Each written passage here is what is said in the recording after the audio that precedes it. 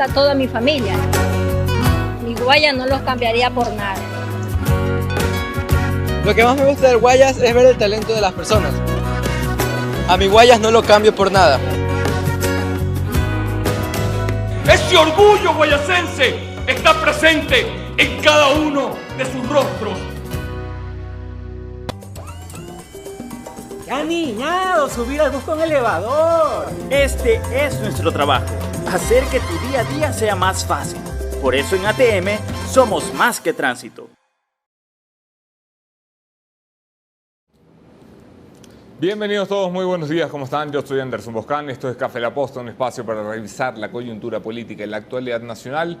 Hoy es martes 3 de diciembre del año del Señor 2019. Agradecimiento especial a quienes se conectan ya a la señal de La Posta y a quienes hacen posible que nos encontremos aquí cada mañana, lo cito de memoria, pero con cariño, por supuesto, la ATM de Guayaquil y el gobierno del Guayas, así como Seguro Sucre, que se une al club de marcas que apoyan el periodismo independiente. Un abrazo especial para Six Rentacar, que permite que el equipo de La Posta se movilice con comodidad y seguridad en Quito y Guayaquil.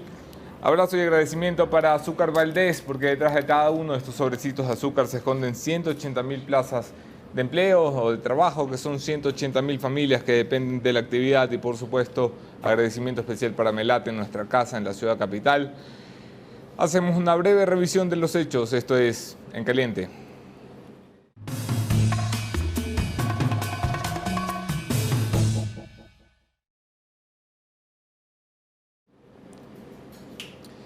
Bloqueo e incertidumbre en la Asamblea Nacional. Cuatro procesos importantes al mismo tiempo se llevan a cabo en el Parlamento de la República. Dos de estos tienen que ver con legislación, dos de estos tienen que ver con fiscalización. Empiezo por el principio. La ley económica con carácter urgente, remitida por segunda vez por el Ejecutivo en menos de 2 meses, va ganando respaldos que no tenía la primera, pero no alcanzan los votos en la matemática legislativa. Fuerte oposición y cabildeo del Partido Social Cristiano contra algunos de los artículos y una petición expresa de la mayoría de las bancadas al presidente de la Asamblea para que la ley se vote por bloques, que esto no sea al todo o nada, que allí puede perder mucho el país, como ya perdió después del primer desplante que le hiciera la Asamblea Nacional el presidente de la República. Que eso se vote por bloques, si es posible, por artículos. En manos está del presidente de la Asamblea, César Litardo, la decisión de hacia dónde llevará el debate económico en este país, un país que necesita cumplir con los multilaterales y de asegurar en los mercados internacionales que tenemos un camino por lo menos, que recaudaremos por lo menos 500 millones, que son nada para los 7.000 millones en los que se calcula el hueco fiscal de esta nación. Por otra parte, hoy 10 de la mañana ha sido convocado la sesión plenaria para continuar con el segundo debate final de aprobación o no a las reformas al Código de la Democracia, el llamado Código de la Democracia, que es la ley electoral de este país. A ver, allí hay poco que hacer. La reforma que se aspiraba fuera una reforma integral, completa, a un Código de la Democracia que nació y surgió durante el correísmo y que impuso un modelo que asesina a los partidos políticos.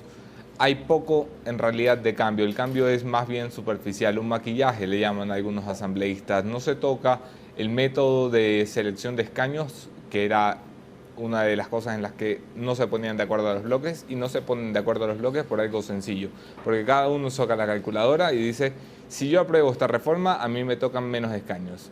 Entonces, como nadie quiere tener menos asambleístas, pues nos jodemos todos y seguimos teniendo la representación que nos heredó el correísmo.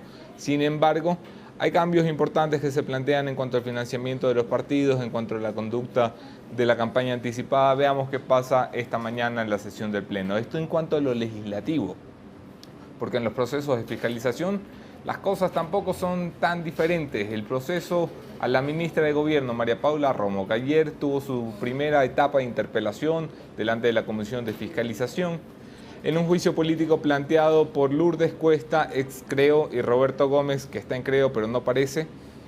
Se ríe porque es cierto, ¿no?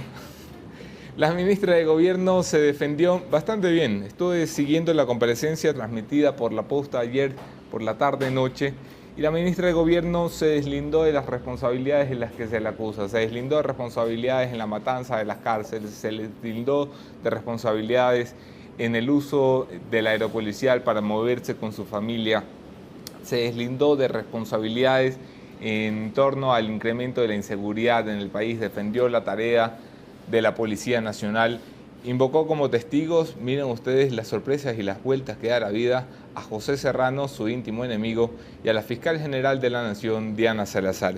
Avanza el proceso y también avanza una premisa clara entre la mayoría de las bancadas, porque todavía no están los números para destituir a una ministra de Estado como María Paula Romo, se necesitan 91 votos. De momento el cálculo está en los 70 y pocos. Pero aseguran que si esto pasa el Pleno, que si la Comisión de Fiscalización dice vamos a juicio político, pues la ministra tiene muy pocos caminos, la renuncia o la destitución, eso es el cálculo en los pasillos de lo que uno chismea, de lo que uno va enterándose. Otro proceso de fiscalización, más verdecito, pero no por eso menos importante, es el que se ha emprendido la semana pasada contra los funcionarios que representan el Consejo Nacional Electoral, encabezado por su presidenta Diana Tamain. De momento el proceso solo contempla a la presidenta Tamain, presidenta del Consejo Nacional Electoral, pero no está descartada la posibilidad de que se amplíe esto a 1, 2 o hasta 5 vocales que representan el Consejo Nacional Electoral. Una de sus interpelantes, Yanine Cruz, picha de la bancada de Creo, que también ha tenido votaciones en discrepancia con su propia bancada, es nuestra invitada esta mañana. ¿Hay salida en el legislativo? Se lo pregunto, quédense en la entrevista.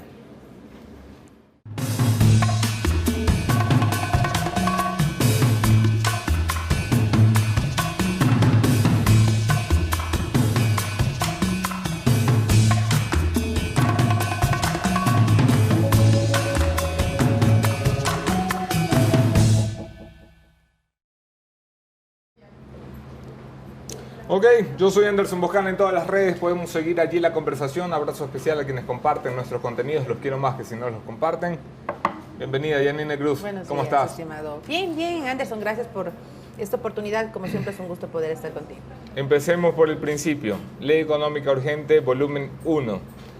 Tu voto no se contaba entre los que iban a archivar la ley. Tu voto fue sorpresa para el gobierno y fue sorpresa incluso para tu bancada. Votaste por el archivo de esa ley. Así es. ¿Por qué?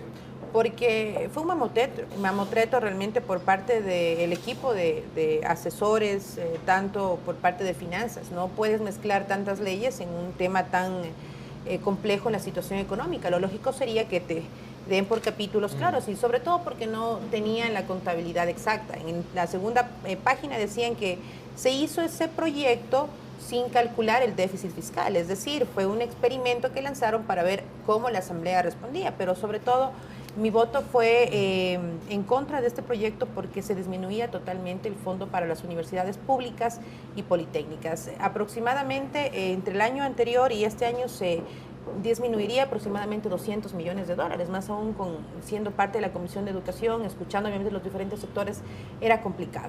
El poder... ¿Te fuiste ese día con el voto? Fueron 3 votos de la bancada de Creo que se salieron de la disciplina partidista, por así decirlo, Roberto Gómez, Héctor Yepes y el tuyo, que no votaron en concordancia con su bancada, que es medio normal en la última legislatura. Te fuiste a dormir con tu voto por el archivo y cuando te despertaste, prendiste el televisor, pusiste internet, viste la posta y el riesgo país estaba sobre los 1.200 claro puntos. Que sí. Pero, dijiste, madre mía, ¿qué he hecho? Mira, muchas personas cercanas a mí decían, son irresponsables los asambleístas que votaban por el archivo. O sea, no, los irresponsables fue realmente el equipo del gobierno, porque ellos sabían cómo estaban las condiciones en el interior de la Asamblea, pero sobre todo, si hablamos de un riesgo país de $5.000 millones, con un proyecto que según el Ejecutivo iba a recaudar aproximadamente $700 millones, cuando sigue dándole carta abierta a la billetera de Enrique Cadena por el tema de la intermediación petrolera. Se sigue desviando los recursos en tema de corrupción, lo de muchos hospitales que han sido denunciados últimamente. Es decir, no podemos endosar la responsabilidad a los ciudadanos cuando no ha cumplido de recuperar primero lo robado y porque sigue la gente operando de esta manera. Entonces me parece totalmente irresponsable y sobre todo afectarle a la educación, que para mí es primordial, cuando fue uno de los primeros ejes a no topar por parte del Ejecutivo. Así que mi voto fue a conciencia, no me arrepiento. De hecho, me parece que fue un remesón para que la Asamblea entienda que no cualquiera puede enviar un proyecto y allá la Asamblea. Yo creo que el colegislar, tanto el Ejecutivo como la Asamblea, tenemos una responsabilidad, pero sobre todo decirle al país que las cifras no coincidían y ahora veamos veamos cómo se da obviamente el debate el segundo debate de este proyecto de 50 artículos por parte del Ejecutivo. ¿Te trajo cola dentro del partido tu decisión? Ciertos legisladores, por ejemplo, claro, ellos tenían claros, estaba nuestro coordinador de jefe como Luis Pachala, Patricio Donoso en la comisión, ellos tenían claro su voto y claro, decían por qué asambleísta Cruz usted votó, expuse obviamente mis argumentos, pero no pasó a mayores, más bien yo creo que fue una sorpresa para el gobierno, ¿no? Sí. Y esto teníamos claro, nosotros tenemos un compromiso con el presidente de la Asamblea para encaminar proyectos, para tratar obviamente de buscar un consenso, pero eso no quiere decir que nosotros estemos a favor del gobierno. En muchos temas nosotros hemos criticado y lo vamos a seguir haciendo. ¿Tú votaste a favor del acuerdo legislativo? Claro que sí. Había 10 puntos en el acuerdo legislativo. 10 puntos que al final muchas bancadas saltaron y dijeron, bueno, nunca llegaron a un consenso. Realmente fue una de la hoja de ruta que se trazó, pero sobre todo eran temas importantes como el tema económico, que de hecho sí hablamos de no meterle la mano a los ciudadanos. Y claro, el proyecto no asumía. Vamos a eso. Porque cuando uno firma un acuerdo, esto no es una hoja de ruta, esto era el acuerdo. En 10 puntos y los 4 bloques representados firmantes en la parte de abajo, ¿no? De los 10 puntos, ¿me puedes mencionar uno que se haya cumplido? Ninguno. 6 meses han pasado. ¿Qué hacen todavía siendo aliados del gobierno? Te digo, ojo, no con el gobierno. El hecho de encaminar con el presidente de la Asamblea a ciertos proyectos, ojo, eso no significa que nosotros estemos con el gobierno. ¿El acuerdo con quién firmaron el acuerdo? Bueno, ¿Con César Ricardo o con la señora María Paula Romo? Ojo, no está en mi rúbrica. Que los jefes de bancada determinen los temas importantes para el país no significa que mi voto endose a las decisiones del gobierno. Y un proceso democrático hay discrepancias. En el interior de mi bancada lo hay. Y nadie te puede someter por una rúbrica o temas a poder acompañar. Vamos a lo que me importa. No se le ha cumplido uno de los 10 puntos que ofrecía el acuerdo. No es que no lo ha cumplido el gobierno, no lo han cumplido los participantes, no han sido capaces de ponerse de acuerdo. ¿Para qué mantienen un acuerdo legislativo que no funciona? Mira, es que va más allá de un papel con temas que al país le deben interesar. Yo creo que en la coyuntura y en cada escándalo que sale de corrupción, pues nosotros tenemos la responsabilidad de asumir una posición y eso lo hemos hecho. Si bien es cierto, las minorías móviles ha ocasionado que no se llegue obviamente a consolidar un apoyo real a proyectos, es porque algo está pasando. Internamente no hay, obviamente, en la confianza en ciertas bancadas y eso es lo que ha determinado que no se cumple este acuerdo. Yo creo que el acuerdo va más allá, Anderson, de estos puntos claves que los jefes de bancada apostaron con la ministra de Estado. Pregunta cerrada. ¿Tú crees que el acuerdo debe mantenerse o que debe echarse a la basura? Ya no hay acuerdo. Ya no hay acuerdo. Como tú bien lo dices, ya no se ha cumplido, pero va más allá de la responsabilidad de tener en la Asamblea temas importantes. Yo en el Código de la Democracia, el tema de poder mantener un acuerdo más que con la Asamblea es responder al país. Por ejemplo, la posible censura a la presidenta del Consejo Nacional Electoral. El acuerdo no estaba, la destitución de la ministra de Salud, pero es evidente, cuando hay un funcionario negligente y que no goza de la confianza, hay que decirle, señor, dé un paso al costado. Entonces son situaciones que nosotros tenemos que asumir con toda la responsabilidad. Cada quien es responsable de su voto. Ok, vamos al proceso de fiscalización que has planteado la semana pasada, Diana Tamaín. Planteas un juicio político contra la presidenta, representante de la CONAIE, por parte de los movimientos sociales en el Consejo Nacional Electoral, la presidenta Diana Tamaín. Un juicio político que, si llega a ser exitoso, como consecuencia inmediata tendría el ascenso de Enrique Pita a la presidencia, desde la vicepresidencia a la presidencia del Consejo Nacional Electoral. ¿Cómo no podemos entender que planteas un juicio político para que tu bancada se quede con la presidencia del Consejo Nacional Electoral? Bueno, primero, que no fue esto coyuntural. Hemos tratado de recoger información aproximadamente hace 6 meses. Te lo digo porque tenemos la solicitud de información. La solicitud de información lo hemos hecho desde que se iniciaron procesos, por ejemplo, de escándalos cuando fue el tema de los ríos. Tú sabes que una de las candidaturas fue de un partido no de Creo, donde apelaron y nunca la presidenta, en este caso la directora Diana Tamaín, respondió a las quejas presentadas. El Tribunal Contencioso Electoral la sanciona a la señora Tamaín, reconoce Tamaín el error, pero no subsana. Lo único que hace es cambiarlo al presidente provincial de Los Ríos. Pero no solucionó el tema de lanzar los nombres de quienes son los ganadores, es decir, adelantó los resultados y esto fue uno de los temas que a nosotros sí nos preocupó. Primer tema. Segundo tema, que dos consejeros como el señor Pita y Verde Soto presenten denuncias por un sistema fallido, nos hace pensar de que no solamente nos preocupamos por las decisiones de Creo, sino realmente por las decisiones que van a pasar a futuro. No sabemos en qué momento dejamos de preocuparnos que el Consejo Nacional Electoral no solamente es una institución para sacar certificados de votación, es una de las instituciones más importantes del país, porque ahí vas a asegurar que tu voto, ciudadano que vaya a votar, deposite la confianza y sea legítimos esos resultados. Y el tercero, que me parece que darle la espalda a la juventud, a procesos democráticos, a participación ciudadana, por boicotear el proceso de la consulta de Yes Unidos fue uno de los temas que hemos dado continuidad. De hecho, me reuní con la gente de Yes Unidos para un poco conocer a profundidad qué pasaba, el ocultar información. Entonces, no es algo de Creo. ¿Y por qué no es algo de Creo? Porque todos esos insumos que te estoy yo poniendo aquí en consideración llevó a que muchos legisladores de otras tendencias partidistas firmen el inicio del juicio a la señora Tamaí.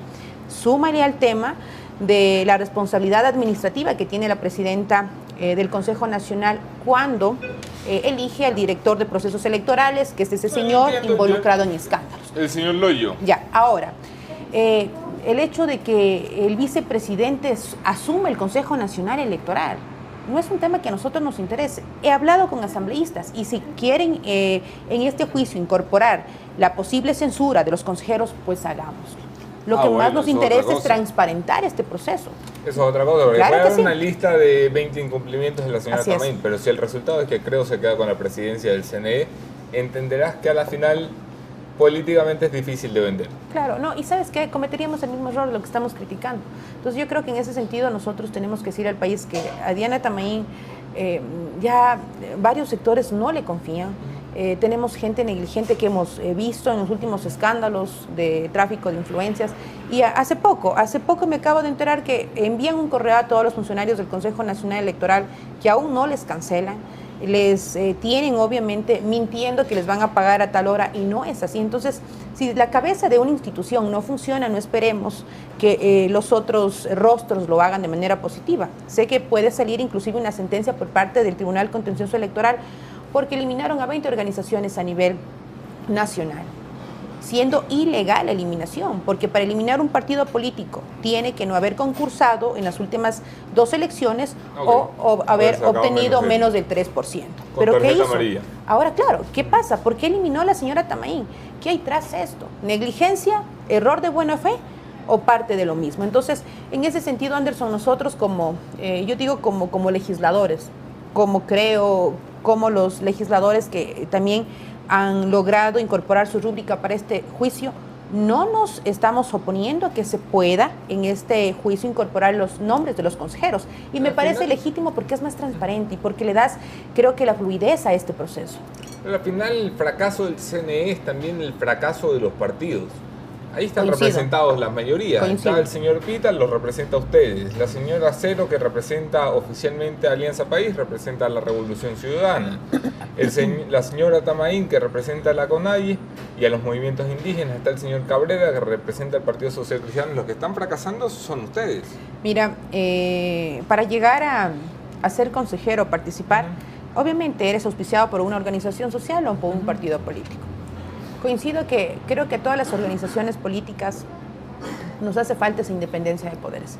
Porque si tenemos obviamente instituciones totalmente independientes, no pasaría esto. Yo he sido muy clara y nosotros queremos que este proceso de juicio político, yo estoy convencida que se la va a censurar a la señora Diana Tamaín, pero sobre todo para dejar un precedente a estos tiempos venideros. O sea que la democracia es intocable. Mira las experiencias como tú sabes qué pasó en Venezuela. Algo me han contado. Sabes el tema de Bolivia, entonces no podemos nosotros quedarnos de brazos cruzados y me parece que es una responsabilidad, no solamente el control político, sino de decir al país que estamos cuidando la decisión que tome en el 2021. Un proceso de juicio político tarda más o menos, dependiendo de qué tanto trabajen o dejen de trabajar, 1 mes y medio.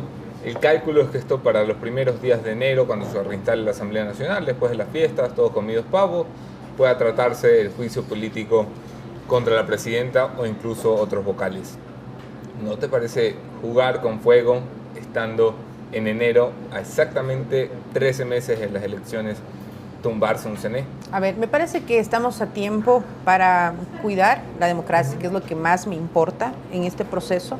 Y segundo, me parece que aquí dentro de la agenda el CAL deberá determinar, las evidencias son claras porque hay sentencia del Tribunal de Contencioso Electoral donde le dice que incumplió.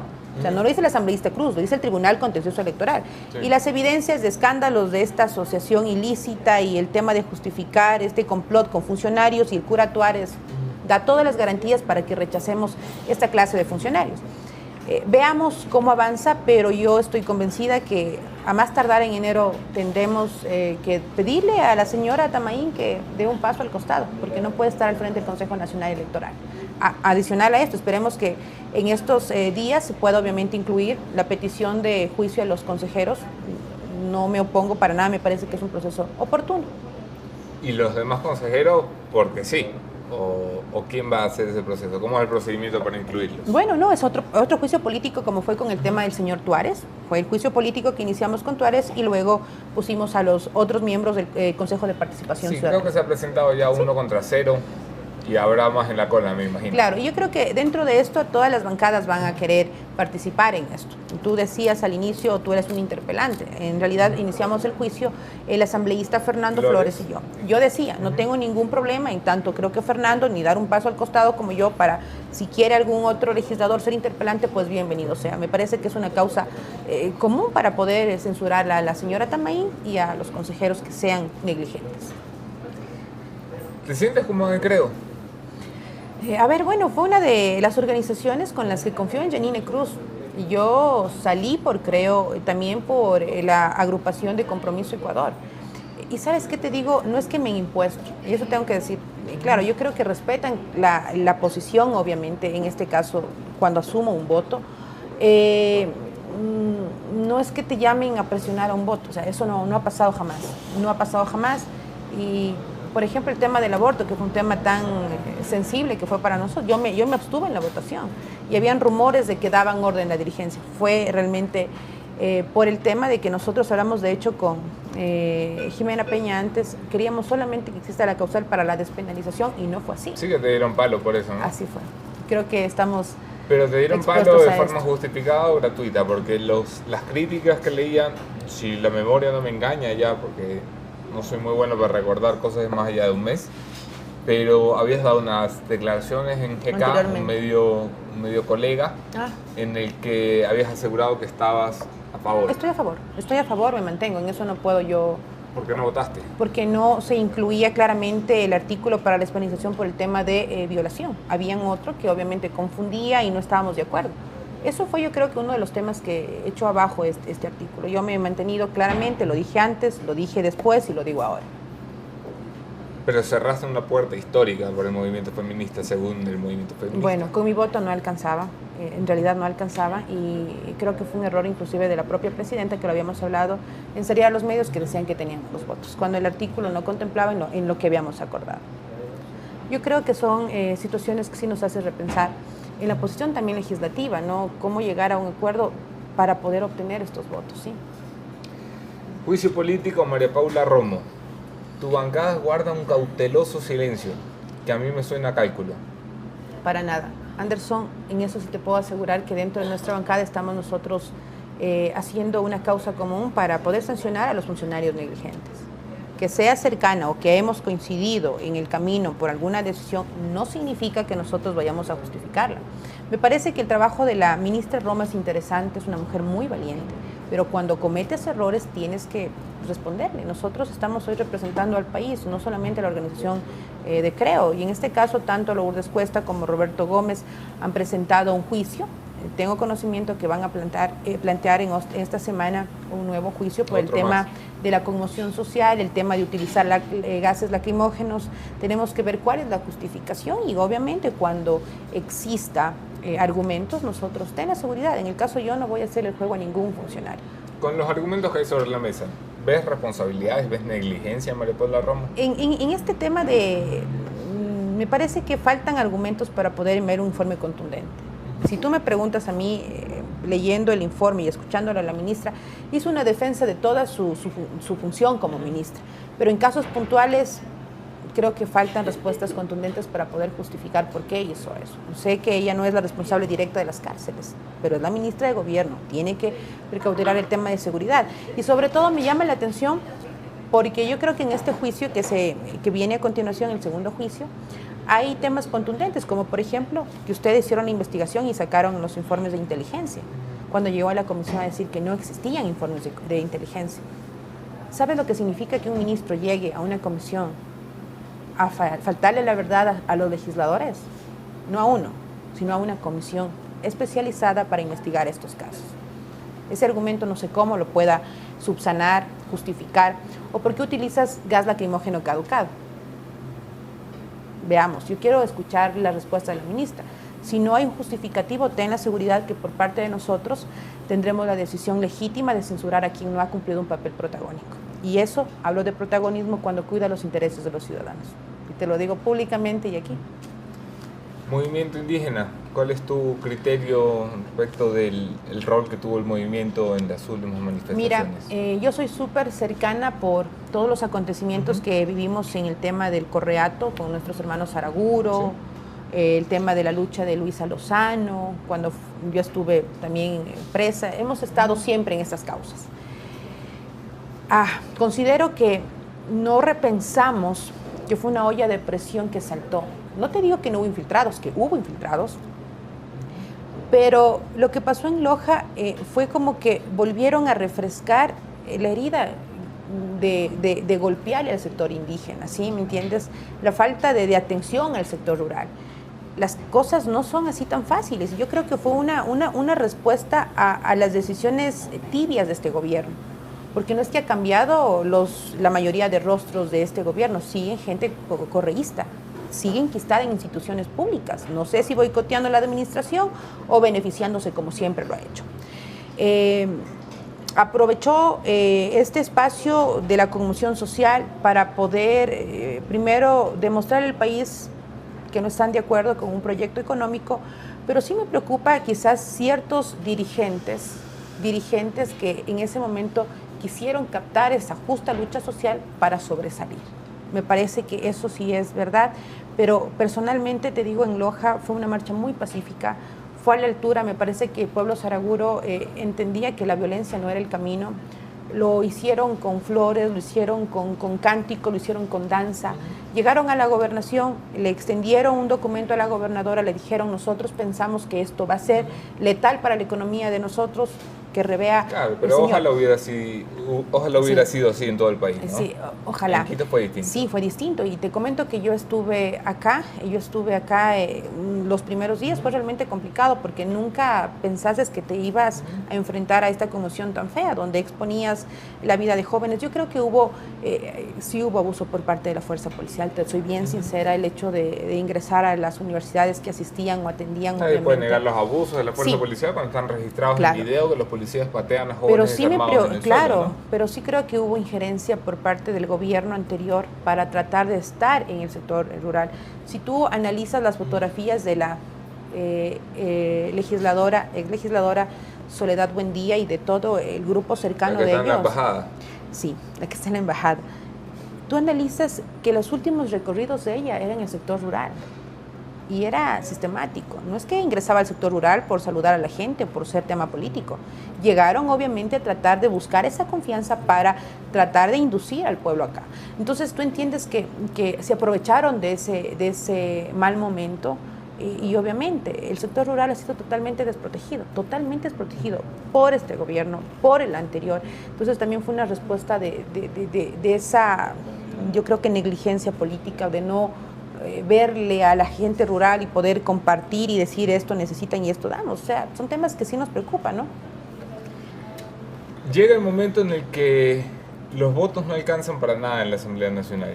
Yo creo que tiene que ser durísimo ser César Litardo y pararte todas las mañanas no sabiendo si será tu último día como presidente de la Asamblea, porque los votos se cuentan de a uno y de a dos.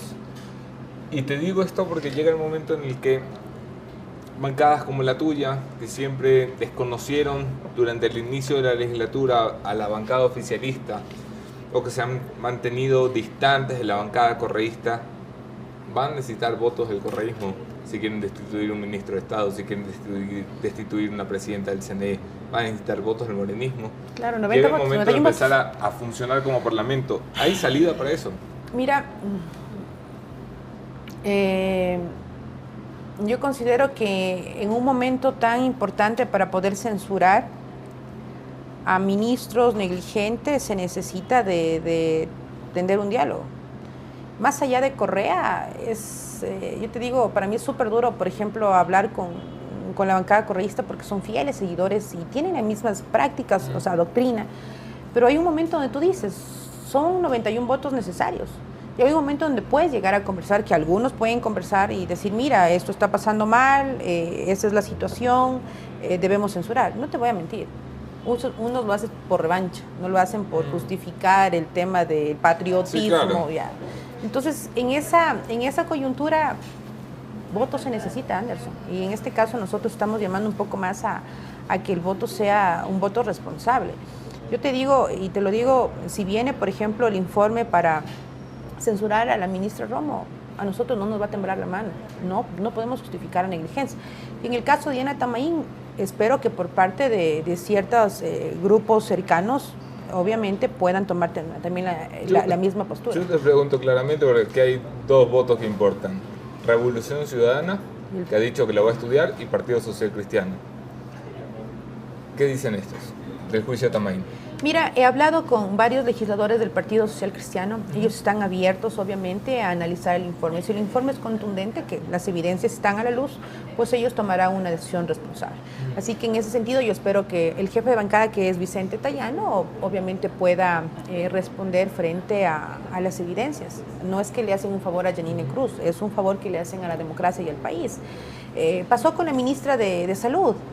Era intocable. Frente a ustedes las denuncias que hicieron un seguimiento tan profundo. Pensaron que se la iba a salvar. ¿Y qué pasó? Se la censuró. Fue una sorpresa. Decían, pero la bancada de Creo va a salvarla. No, falso. Y eso es un tema que sale a los pasillos y eso obviamente también yo creo que por hacer daño a la organización. Los votos están ahí. Hemos nosotros colaborado para destituir a estos funcionarios negligentes y nadie, ningún funcionario pues tiene salvoconducto para poder justificar. Avanzará el caso y volveremos a conversar. Yanine Cruz, gracias por acompañarnos. Gracias a ustedes también por conectarse. Terminamos con mi conclusión de esta mañana. Esto es el punto final.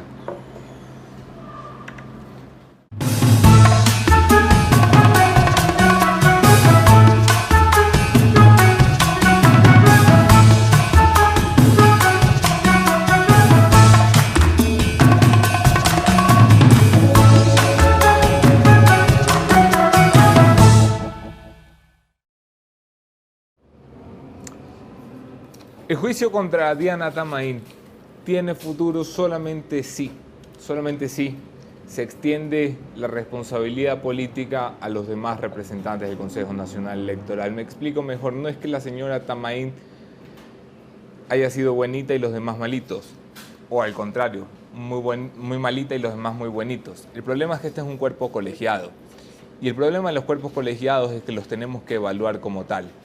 Y aunque yo creo personalmente que el señor Enrique Pita, que el señor Luis Verde Soto han hecho una tarea digna, dando una oposición digna, en constante minoría, en injusta minoría, dándole voz a los que no han tenido voz y llevando luchas y banderas como la del Jazz Unido, la del control electoral en Los Ríos, la del control electoral en Guayas, dando luchas que me parecen importantes dentro del sistema democrático, a la final eso no basta. El cuerpo colegiado ha fallado. No podemos tener confianza en un Consejo Nacional Electoral que se demora 70 días en dar los resultados de la séptima provincia más poblada de este país. ¿Saben ustedes lo que significaría eso en una elección presidencial? 70 días sin saber quién es el presidente porque los señores no pueden hacer lo que hacen nuestros vecinos en Colombia y en Perú muy normalmente, contar votos, que es que les pagamos solamente para una cosa en esta vida, que cuenten los benditos votos. No sé por qué en este país todavía no se pueden tener resultados electorales en horas normales y decentes. ¿Por qué seguimos teniendo condiciones que nos recuerdan a la triste Venezuela o a los sucesos en Bolivia, como apagones electorales, como incidentes en los sistemas electorales, como vulneraciones en los sistemas digitales? Ha sido el Consejo Nacional Electoral el que ha fallado. Así que es tarea de la Asamblea expandir el juicio político hasta todos los vocales y tratar de renovar las cosas a tiempo, porque de aquí a enero ya estamos tarde. Las elecciones serán en febrero de 2021 y el país se merece un Consejo Nacional Electoral en el que todos podamos confiar. Aquí nos vemos mañana, otro tema, otro entrevistado, y mañana es miércoles, mismo entrevistador, los acompaño yo.